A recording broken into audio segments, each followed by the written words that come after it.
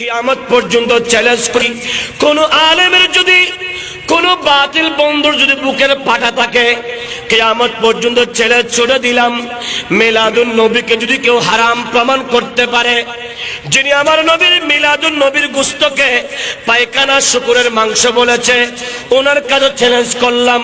যিনি আমার নবীর মিলাদুন নবীকে জঘন্য বেদাত বলেছেন, ওনার কাছে চ্যালেঞ্জ করলাম। বুকের পাটা যদি তাকে সত্যিকার মায়ের দুধ যদি পান করে তাকে, অস্ত্র দিয়ে নয়, খুর দিয়ে নয়, চাপাতে দিয়ে নয়, কোরআন সুন্নাহ ইজমা কিয়াস নিয়ে আসো আসো আসো।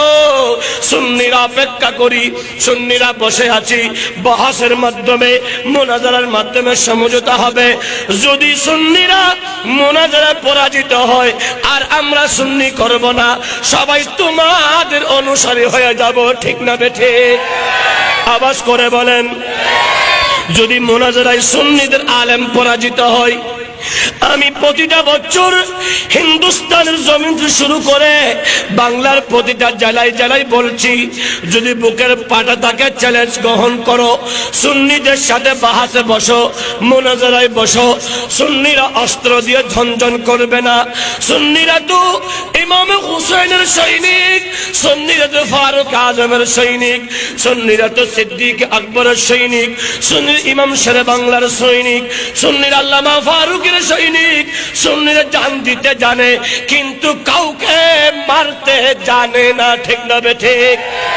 আমরা মারামারি পছন্দ করি না, এজন্য বলি আসো মিলাদুন নবী নিয়ে আমরা একটা সরকারি ভাবে পুলিশ থাকবে, র্যাব থাকবে, আর্মি থাকবে, বঙ্গভবনে প্রধানমন্ত্রী থাকবেন, রাষ্ট্রপতি থাকবেন একেবারে, অথবা জাতীয় সংসদের ভিতরে নিরাপত্তা বেষ্টনীর ভিতরে ওই 72 দল থেকে 100 জন আলেমদেরকে নেওয়া হোক, আল্লামা আহমদ শফিকে নেওয়া হোক, তারেক মনোয়ারকে নেওয়া হোক, আমির হামজাকে নেওয়া হোক, মামুনুল হককে নেওয়া হোক, এইবারে মিজানুর রহমান আজহার হাকিম নেওয়া হোক।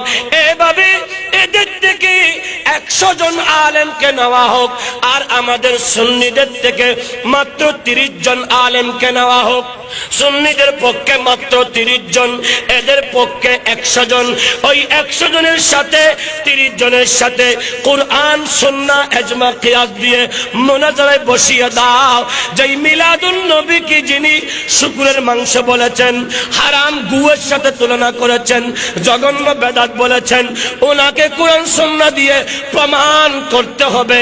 যিনি লা ইলাহা ইল্লাল্লাহ মুহাম্মাদুর রাসূলুল্লাহ কলমা শরীফকে আলাদা করতে চেয়েছে, তাকে কোরআন সুন্নাহ দিয়ে এই 30 জন আলেমের সামনে প্রমাণ করতে হবে।